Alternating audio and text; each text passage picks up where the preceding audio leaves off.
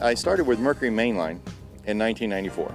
On the Pro Guide team, I was working with the EFI programs, and in 1999, Mercury Racing brought me on to start developing the 200XS program, the Optimax racing engine. From there, I moved into the 2.5XS Mercury Optimax racing motor, then to the 250XS, and then the 300XS, and then I finalized out my test and evaluation part with Mercury Racing with the 350 SCI Verado. Working with the Verado program with mainline and racing, and I was able to test and evaluate the differences between the two motors, give some endurance numbers, also do some reliable trials on those motors and put them through what we consider hell's half torture down here. The 350 SCI was the very first racing Verado. I had the pleasure of using that motor on a yellowfin 24-foot bay boat, and we actually nicknamed the boat Finzilla. Finzilla was the fastest yellowfin bay boat ever built at the time, and of course, because of the 350 SCI being the gorilla that it is, we kind of put those two together. The development of that motor, along with the Optimax racing engines, really brought us into a new age of high-performance outboards that were more technical.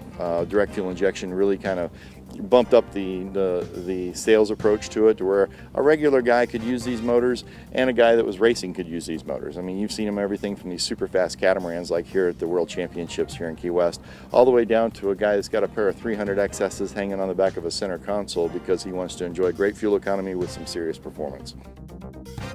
The inline 6 Verados have got superchargers on them, and what that does is it allows me to get up on a plane very quickly because the horsepower is available at the low end of the power band. When fishing, that's a real important thing too, because at 4,000 RPM, which is my cruising speed, I'm able to achieve my best fuel economy because of those superchargers. Those motors are back there not working so hard because they're gaining all that air and fuel in the proper dosages at the right RPM to create a really economical environment for these motors to run in, pushing this boat at 40 miles an hour with 1.7 miles per gallon. Now, not a lot of you know about the miles per gallon on these boats, but this is a 32-foot yellowfin.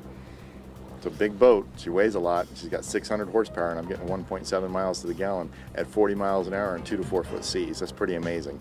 A lot of power back there.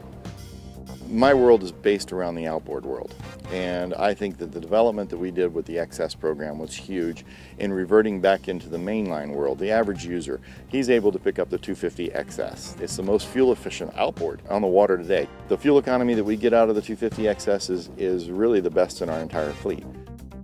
I've been really fortunate to work with Mercury Racing's lab finish propeller department all through my career. Ever since about 1997, we've been developing propellers to make fishing boats, not racing boats, fishing boats perform better, go faster, because every fisherman, like I said earlier, they want to go faster with the rig that they've got. They want the right prop, they want as much horsepower as they can carry, and maybe they don't want to bump up the horsepower, but just by tuning a propeller, sometimes they can pick up 3 and sometimes 5 miles per hour in their top speed and definitely improve their fuel economy in the mid-range. An angler or a person who's buying a fishing motor, he wants something that's going to last back there for his investment. And there's not a center console guy that I know that's ever come to me and asked me, how slow will my boat go with a Mercury on it? They want to know how fast it's going to go. And of course, Mercury has always outperformed everybody in the industry with not only speed, but great fuel economy, huge reliability, and just uncontested warranty. All the technology that we do in racing definitely bleeds back into mainline and gets into those products to allow people to believe that they've got that bloodline of racing in that motor, and they can rely on it to perform well, last a long time, and get good warranty.